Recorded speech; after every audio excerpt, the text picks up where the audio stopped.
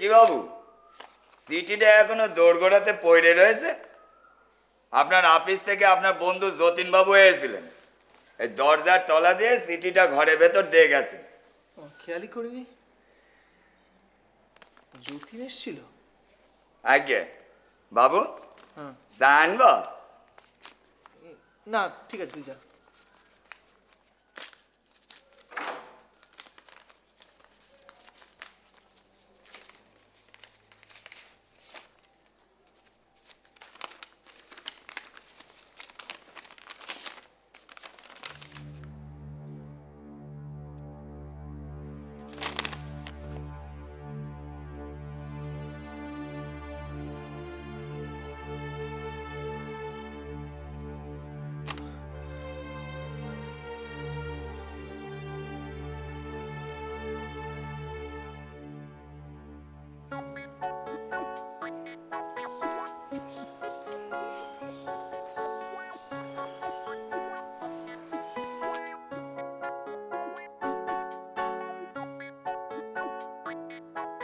কি তোমার হিসেবটা কমপ্লিট হলো যতীন? স্যার আমি একটু বাইরে থেকে আসছি স্যার। আবার কি হলো, বিড়ি ফুঁকতে? কি যে বলেন, আমার এসব বদ নেশা টেশা নেই। এই তলপেটটা স্যার। ও ঠিক আছে, যাও ঘুরে এসো।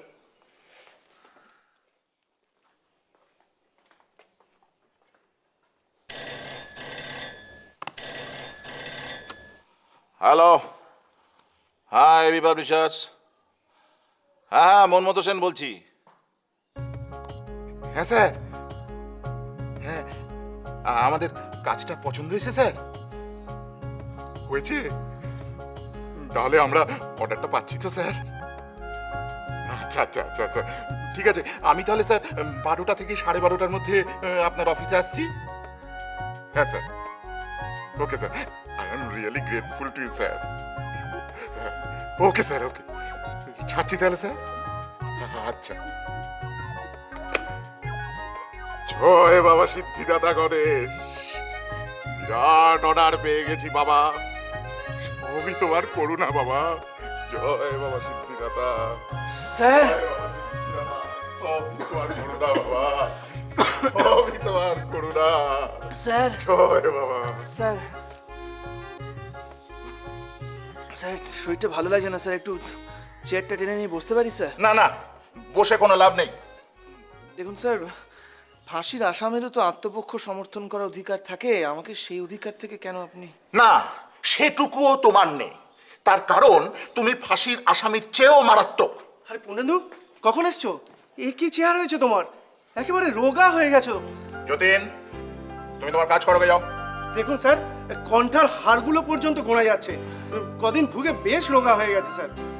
আমার কিন্তু তা একদমই মনে হচ্ছে না।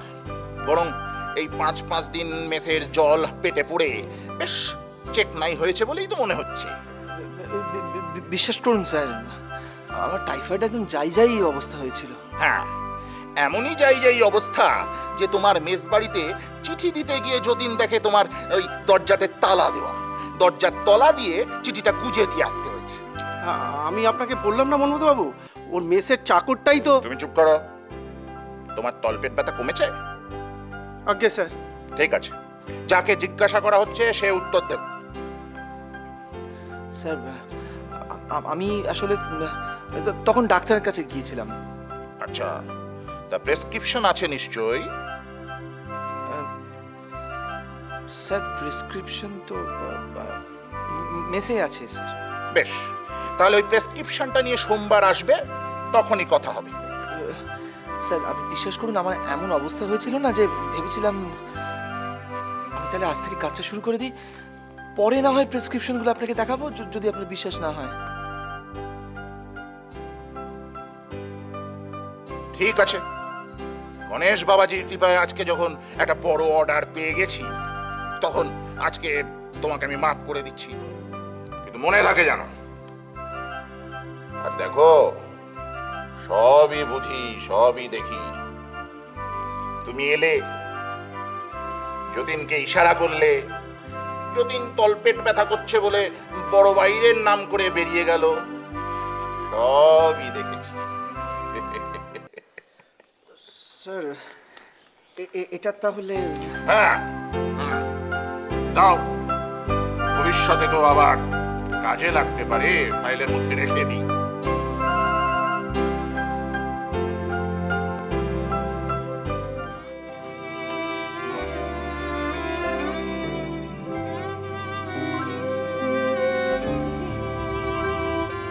এখনো বেঁচে গেছে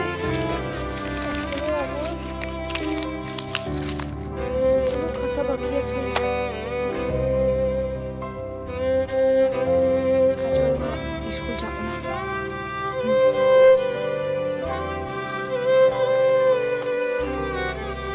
যদি ও চলে আসে সকালে,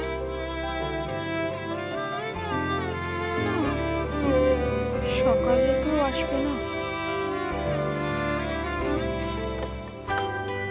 বলা যায় না, আসতেও তো পারে।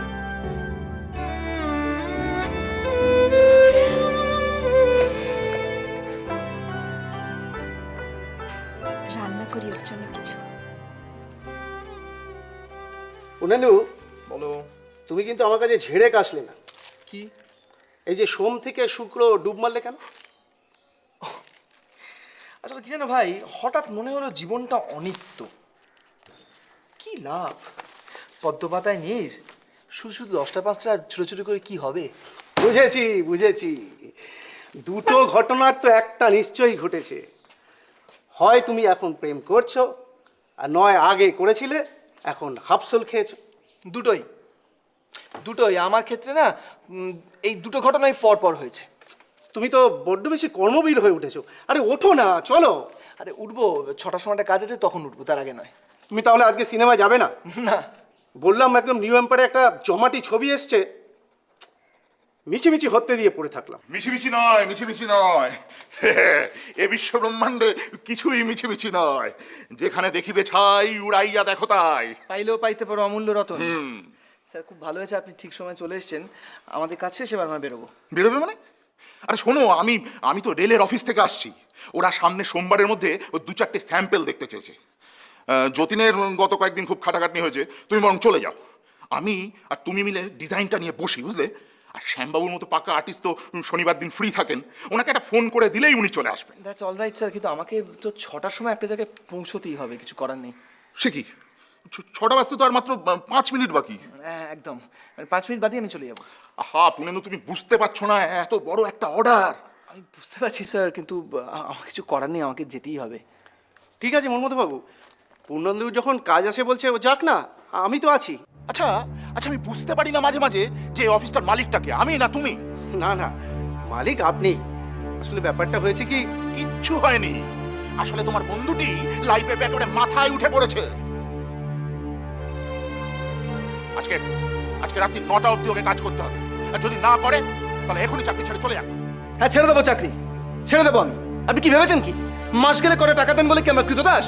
পূর্ণেন্দু মাথা গরম করো না প্লিজ। ভাবিনি, সত্যি ভাবিনি যে টার্মিনেশন লেটারটা এত তাড়াতাড়ি কাজে লেগে যাবে। উদ্ধত্তের একটা সীমা থাকা উচিত। আপনারও সীমা থাকা উচিত। আজকে শনিবার, আমাদের হাফ ডে হওয়ার কথা, আপনি কি করে বলছেন যে আমরা রাত্রি 9টা অবধি ডিউটি করবো? কি করে বলছি শুনবে? কি করে বলছি? ঠিক যেরকম ভাবে 5 দিন তুমি কোনো রকম খবর না দিয়ে বাড়িতে বসে বসে ঠ্যাং দোলাচ্ছিলে, সেই রকম ভাবে বলছি। তুমি যত রকম ইনডিসিপ্লিন কাজই করো না কেন, তাতে কোনো ক্ষতি নেই। আর আমার পান থেকে চুন খসলেই দোষ, তাই না? এই যে তোমার টার্মিনেশন লেটার, এটা নাও, সই করো, মানে এখান থেকে কেটে পড়ো। চাকরি যখন ছেড়ে দিচ্ছি আবার নেবো, সই করবো? অত পারবো না, নিন।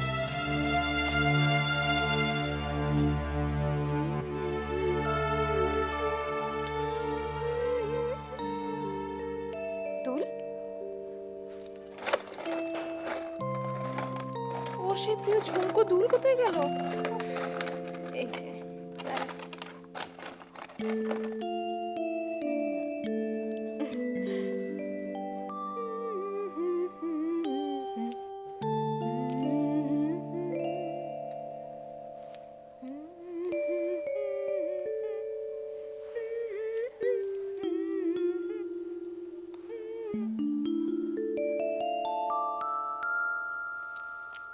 এই মা, 7টা বেজে গেল, তাহলে কি আজকে আর আসবে না?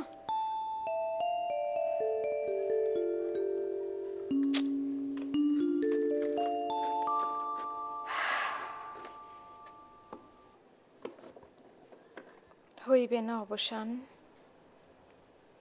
সবরীর প্রতীক্ষার।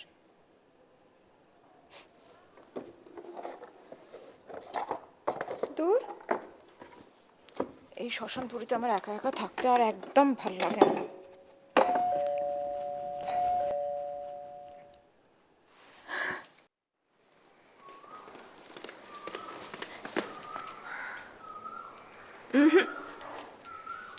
আমি দরজা খুলবো না।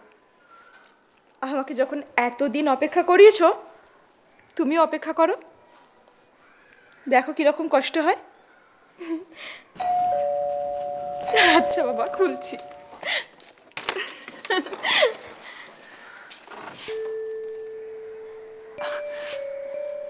আমি তুমি হ্যাঁ, এসো, ভেতরে এসো, এসো, বসো।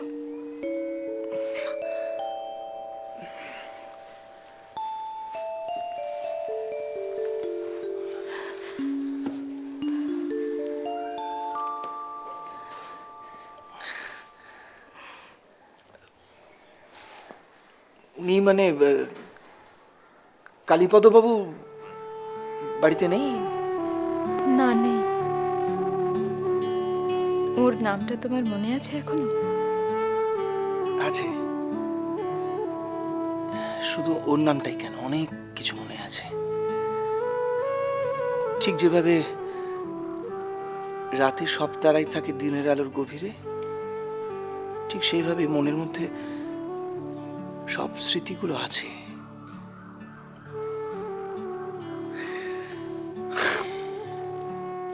তোমাকে তো দেখে মনে হচ্ছে বেশ বয়সটা বাড়িনি, কমেই যাচ্ছে। খুব সুখে সংসার করছো নাকি? তুমি সংসার করছো না? সংসার করলে কি কেউ আর মেসে থাকে? করলে পারতে, কেউ তো বাধা দেয়নি। না, বাধা একটা ছিল, একটা অদৃশ্য বাধা। অদৃশ্য বাধা? সেটা কি? তুমি।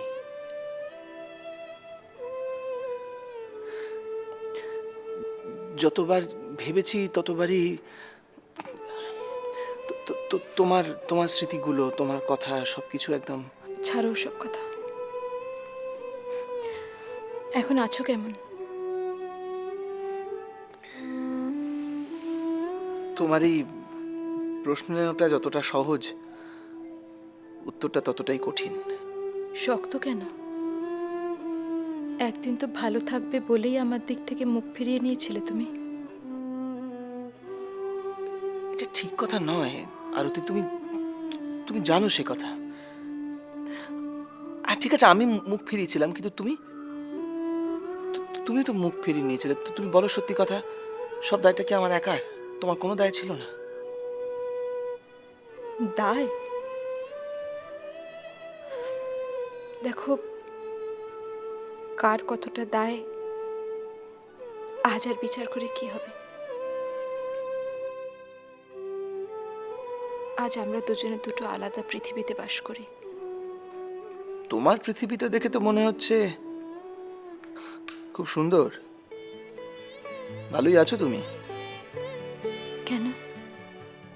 কি ভেবেছিলে তুমি? খারাপ থাকবো? না, যেরকম শুনেছিলাম তাতে। কিরকম শুনলে?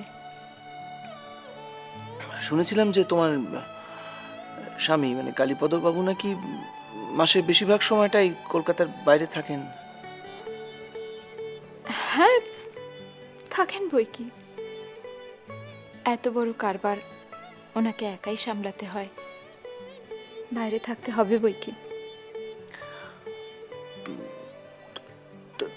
তারপর নাকি মদ্যপান করেন। বাবা, আমার স্বামীর সম্পর্কে এত খবর পেলে কোথায়? গোয়েন্দা লাগিয়েছিলাম।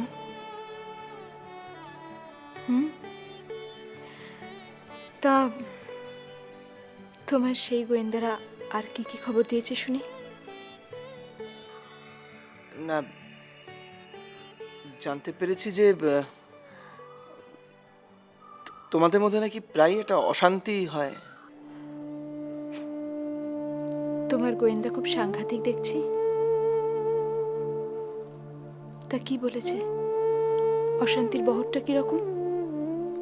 আমার স্বামী মদ খেয়ে বউকে ধরে পেটায়, নাকি বাপের বাড়ি থেকে টাকা নিয়ে আসতে বলে? না, অতটা ঠিক জানতে পারিনি। মানে তাই তোমার মজে যাওয়া প্রেম আবার জেগে উঠেছে।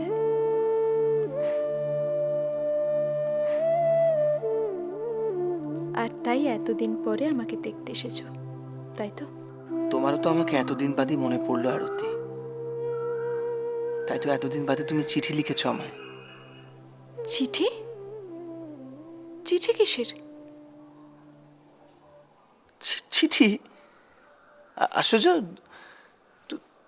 তুমি তুমি তো একটা চিঠি লিখে আমাকে ডেকেছো, কথা বলতে চেয়েছো। একটু বসো, ফোনটা ধরে আসি।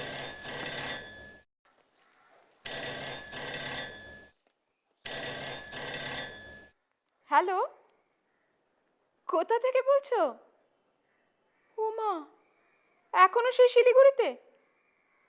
তুমি না বলেছিলে শনিবার ফিরবে। আমি স্কুল যাইনি, সকাল থেকে বাড়িতে তোমার জন্য অপেক্ষা করে বসে আছি। হ্যাঁ, অনেক রান্না করেছি, তোমার পছন্দের ঝুমকো দুল করেছি। না, তুমি একদম বাজে, ভীষণ বাজে। তুমি জানো এই শ্মশানপুরে তো আমার একা একা ভালো লাগে না। না না না, আমার গয়না ঘুষ চাই না। তুমি কথা দাও কালকে ফিরবে। মনে থাকে জানো? রাখলাম।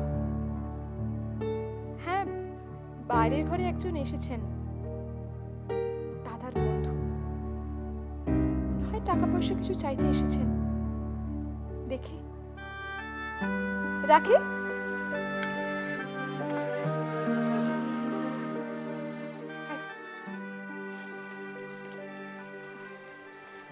এই দেখো, সত্যি বড় ভুল হয়ে গেছে। তুমি এতদিন পরে এলে কিছু যে খেতে দেবো। আচ্ছা তুমি বসো, আমি মাংস রান্না করেছি, নিয়ে ওসব আসছি। কিছু লাগবে না, ওসব থাক এগুলো। তুমি এই চিঠির ব্যাপারটা বলো, তুমি কেন চিঠিটা লিখেছিলে আমাকে? কি অদ্ভুত, আমি তোমার একটা কথাও বুঝতে পারছি না। বুঝতে পারছো না? না, চিঠিটা আমাকে তুমি, আচ্ছা দেখো চিঠিটা, দেখো ভালো করে। তুমি কি বলতে চাও? এটা তোমার হাতে লেখা নয়? এই চিঠিটা তুমি আমাকে লেখোনি? হাতের লেখাটা তো আমারই। হ্যাঁ, এই চিঠিটাও তো আমারই। কিন্তু তুমি আমায় লেখোনি, তাই তো? হঠাৎ উড়ে উড়ে চিঠিটা আমার কাছে চলে এলো। আচ্ছা, আমি তোমার নতুন মেসের ঠিকানাটা জানি না। তুমি জানো না, কিন্তু চিঠিটা আমার হাতে পৌঁছলো তাহলে কি করে? আমি বুঝতে পারছি, নিশ্চয়ই ঝোঁকের মাথায় তুমি চিঠিটা লিখে ফেলেছিলে, এখন সেটা তুমি অস্বীকার করতে চাইছো। খামটা কোথায়? হুম? খামটা কোথায়? সে খাম দিয়ে কি হবে? তুমি ধরে নাও ওটা আমি ছিঁড়ে ফেলে দিয়েছি। আমি বুঝতে পারছি ঘটনাটা কি হয়েছে। তোমার সঙ্গে নিশ্চয়ই কালীপদ বাবুর কোনো একটা ব্যাপারে একটু ঝগড়া হয়েছিল, ঝামেলা হয়েছিল, তোমার অভিমান হয়েছিল সাময়িকভাবে, সেই কারণে তুমি ওই চিঠিটা আমাকে লিখেছো, আর এখন সেটা তুমি বেমালুম। মনে পড়েছে, হ্যাঁ মনে পড়েছে। এই চিঠিটা আমারই লেখা, কিন্তু আজকের নয়,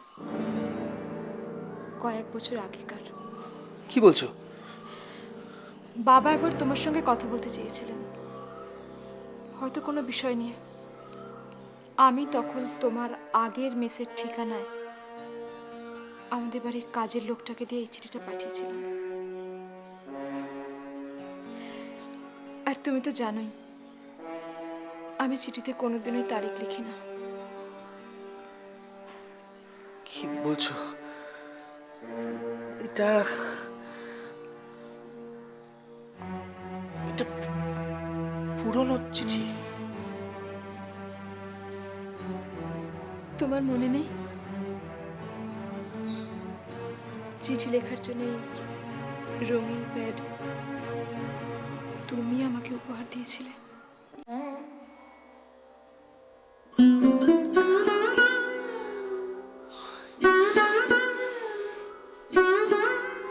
কি হলো?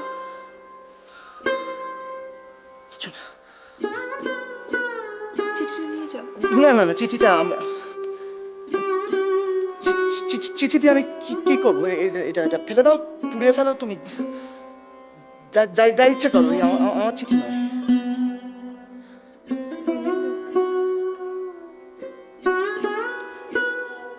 চিঠিটা তোমার কাছেই রেখে দাও। এটা তোমার, এটা কোনো দিনও পুরনো হবে না। আমার সব চিঠি আমিও রেখে দিয়েছি।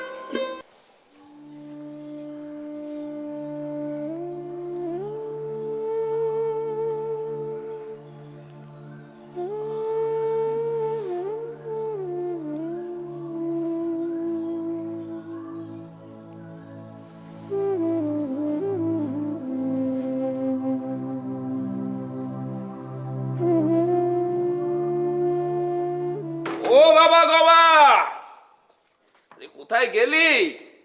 এই চাঁদ মুখখানা একবার দেখা বাবা জীবন। দেখিস বাবা, এই রবিবারের বদলে আবার শনিবার ফিরে এলাম বলে এই বাইরের হোটেলে খেতে পাঠাস না যেন।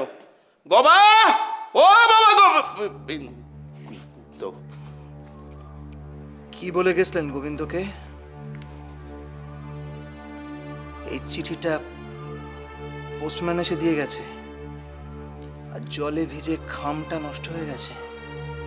না মানে ইয়ে মানে এই একটু রসিকতা আর কি। রসিকতা? এমন নির্মম রসিকতা না করলে চলছিল না। ওমা, তুমি সেদিন ওই গন্ধ তেল নিয়ে আমার সঙ্গে রসিকতা করলে, আমি তাই তোমার ওই পুরনো চিঠিটা টিনের সুটকেস থেকে বের করে। চুপ! একদম চুপ! ইচ্ছে করছে খুন কর।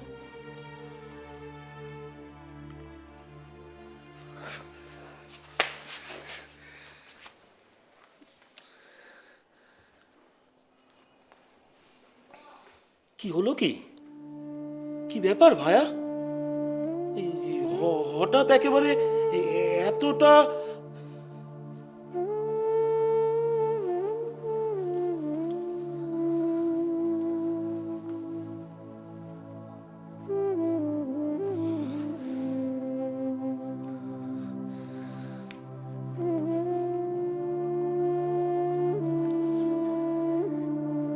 Sorry, sorry. ভালোই হয়েছে। আপনার এই রসিকতাটার জন্যই হয়তো আমরা আবার মুখোমুখি হতে পারলাম। হওয়াটা দরকার ছিল। আমি, আরতি, আপনার এই রসিকতাটার জন্যই হয়তো চিনতে পারলাম যে রাতের তারাগুলো আছে, ঘুমিয়ে আছে, মরে যায়নি।